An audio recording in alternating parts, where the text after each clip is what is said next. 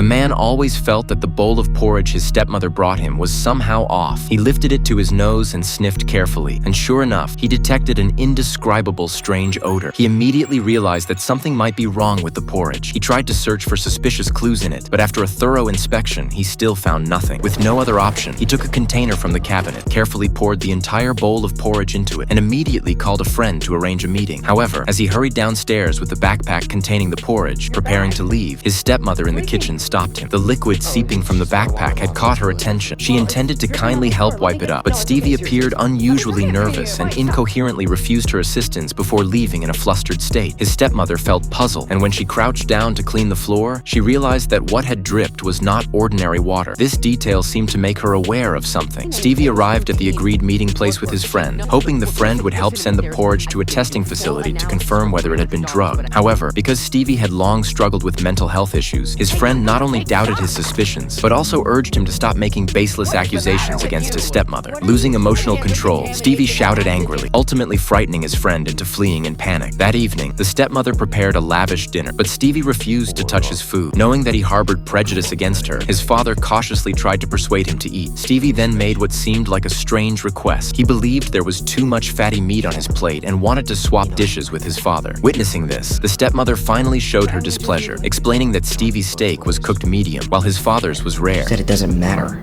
Forget it. It's fine. Unable to tolerate the situation any longer, she stated that she had had enough of Stevie's unreasonable behavior. Seeing the two arguing, the father attempted to mediate and urged them not to quarrel at the dinner table. However, Stevie became increasingly agitated. He picked up his plate and walked into the kitchen, placing the food into a container with the intention of sending it for testing to prove that his stepmother had been drugging him. When his father tried to stop him, Stevie grabbed a knife from the table and warned him not to come any closer. Fearing the situation would spiral out of control, the stepmother immediately took out her phone and called the police, while Stevie's younger brother also tried to persuade him, insisting that their stepmother had no reason to harm him. She's a killer!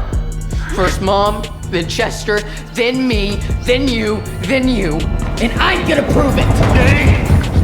Stevie then rushed upstairs, burst into his stepmother's room, and locked the door from the inside. He rummaged through the room in search of so-called evidence. Eventually, his father broke down the door and attempted to calmly persuade him through familial affection, nearly succeeding in helping Stevie regain his composure. However, the stepmother's sudden appearance once again triggered his emotions, causing him to completely lose control.